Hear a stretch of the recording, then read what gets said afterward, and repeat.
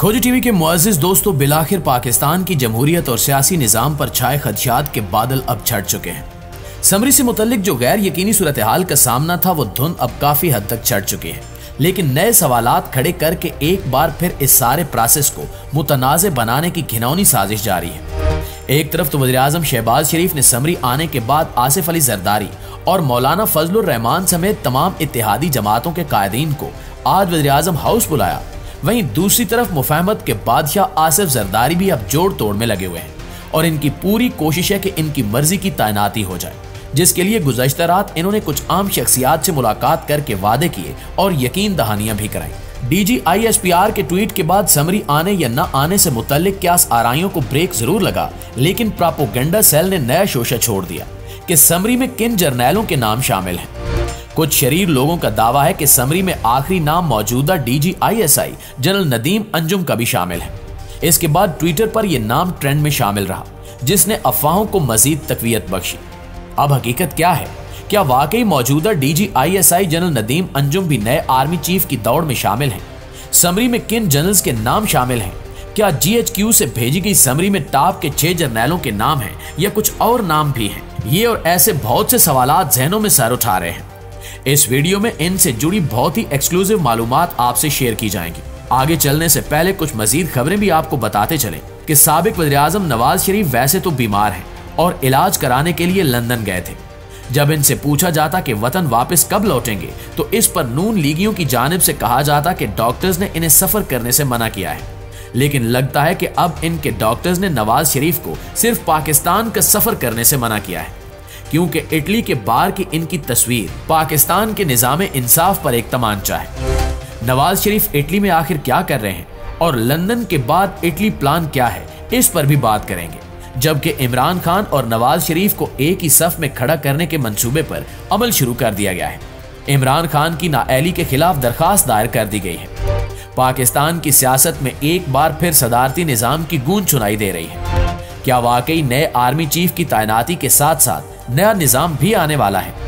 इसके अलावा एक और अहम खबर कि इम्पोर्टेड टोले की जानिब से अपनों को रेवड़ियां बांटने का अंधाधुंध सिलसिला जारी है। खैबर पख्तूनख्वा की गवर्नरशिप के मामले पर जो रस्साकशी जारी थी, आखिरकार सरबरा JUI मौलाना फजलुर रहमान ने KP की गवर्नरशिप भी ले ली है, जबकि अवामी नेशनल पार्टी और आफ्ताब शेरपाव देखते रह गए। दोनों जमातें बहुत ही गुस्से में हैं और अगले चंद दिनों में भानमती के कुंबे के दरमियान जूतियों में दाल बढ़ती नजर आएगी। प्यारे दोस्तों, वज़ीर-ए-आज़म ने JUIF के सेनेटर हाजी गुलाम अली को खैबर पख्तूनख्वा का गवर्नर बनाने की मंजूरी दे दी है। जहां तक हाजी गुलाम अली का JUIF से ताल्लुक है, तो बस इतना है कि वो मौलाना साहब के समधी हैं। इस बिना पर फजलुर रहमान इन्हें खूब नवाज रहे हैं। पहले पार्टी के पुराने वर्कर्स को नजरअंदाज करके उन्हें सेनेट का टिकट थमाया गया और अब गुलाम अली को खैबर पख्तूनख्वा का गवर्नर बनाने की मंजूरी दे दी गई। हालांकि रजीम चेंज ऑपरेशन में अवामी नेशनल पार्टी से वोट लेते हुए इन्हें यकीन दहानी कराई गई थी कि खैबर पख्तूनख्वा की गवर्नरशिप इनके हिस्से में आएगी।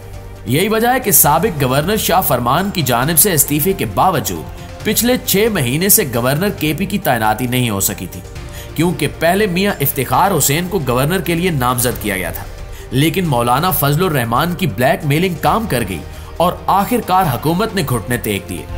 अब सूरत हाल यह है कि अवामी नेशनल पार्टी चूंकि आसिफ जरदारी की यकीन दहानियों पर PDM में शामिल हुई थी और जरदारी साहब इस वक्त नए आर्मी चीफ की तैनाती से मुतल्लिक जोड़ तोड़ में मसरूफ हैं, तो अवामी नेशनल पार्टी किसी भी वक्त हुकूमत से अलहदगी का ऐलान कर सकती है। कौमी वतन पार्टी के रहनुमा आफ्ताब शेरपाव भी हुक्मरान इत्तेहाद से शदीद नाराज हैं। अब वो नाराज हों या हुकूमत छोड़ें, मौलाना की गुड्डी तो चढ़ी हुई है और इन्होंने अपने समधी को गवर्नर बनवा लिया है और वज़ीर-ए-आज़म हाउस की जानिब से समरी ऐवान सदर भी भेजी जा चुकी है। नाज़रीन गिरामी, कल से सोशल मीडिया पर साबिक वज़ीर-ए-आज़म नवाज शरीफ की एक तस्वीर बहुत ज्यादा वायरल है, जिसमें वो इटली के किसी रेस्टोरेंट या पब या बार में बैठे हैं। ये तस्वीर दरअसल पाकिस्तान के सिस्टम में मौजूद खामियों और फ्लाज की निशानदेही करती है, बल्कि हमारे अदालती निज़ाम की बेबसी और बेवुकती का नोहा बयान कर रही है कि एक मुजरिम और सजा याफ्ता शख्स जो पाकिस्तान की अदालतों से मफरूर और भगौड़ा है, वो कैसे मजे से बैरूने मुल्क बैठा सैर तफरी और अयाशियों में मगन है। सबसे अफसोसनाक पहलू यह है कि इस मुजरिम और भगौड़े के जमानती जिसने अदालत में यकीन दहानी कराई और बांड लिख कर दिया कि इनके बड़े भाई को बाहर जाने दिया जाए, इसे वापस लाने की जिम्मेदारी मेरी होगी। वो अब न सिर्फ वजीर आजम बन चुका है बल्कि वो खुद इस मुजरिम का सहूलतकार बना बैठा है। पाकिस्तान पिछले 75 साल से इस माफिया के रहमो करम पर है। यही वजह है कि सुप्रीम कोर्ट के मुअज्जिज जज साहिबान ने इन्हें सिसिलियन माफिया और गॉडफादर करार दिया।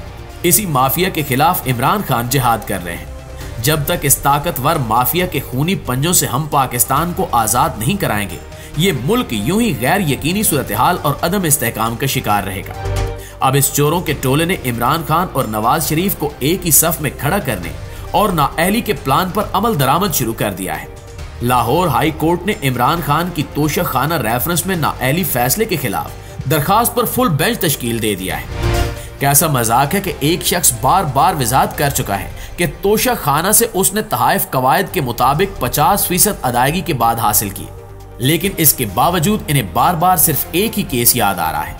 दरअसल ये भी एक तरह से इमरान खान को क्लीन चिट दे रहे हैं कि इनके पास 4 साल में कोई एक फाइल ऐसी नहीं है जिस पर ये इमरान खान के खिलाफ चार्जशीट पेश कर सके। मुअज़्ज़िज़ दोस्तों, गुज़श्ता रात IHPR की जानिब से समरी वजारत दिफा भेजे जाने की तस्दीक के बाद ये अफवाहें फैलाई जाने लगी कि समरी में किस किस जनरल का नाम शामिल है। सीनियर सहाफी साबिर शाकिर की जानिब से सवाल किया गया कि जनरल नदीम अंजुम का नाम भी समरी में शामिल है। इसके बाद तो सवालात का एक ना रुकने वाला सिलसिला शुरू हो गया और ये नाम टॉप ट्रेंड में भी शामिल हो गया। अब इन अफवाहों को ब्रेक लगाने का एक सादा तरीका कार था कि हुकूमत की जानिब से तरदीद जारी कर दी जाती, बल्कि ये लोग खुद अफवाहों को फैलने देते हैं ताकि सारा मलबा PTI के सोशल मीडिया विंग पर डालकर इन्हें और एस्टैब्लिशमेंट को आमने सामने खड़ा कर दे। पहले तो ये टोला बार बार ये बयानियां बना रहा था कि समरी नहीं आई, जैसे ही समरी आएगी हम नए आर्मी चीफ का नाम अनाउंस कर देंगे। अब समरी आने के तकरीबन 20 घंटे गुजर जाने के बावजूद नाम का ऐलान क्यों नहीं किया गया?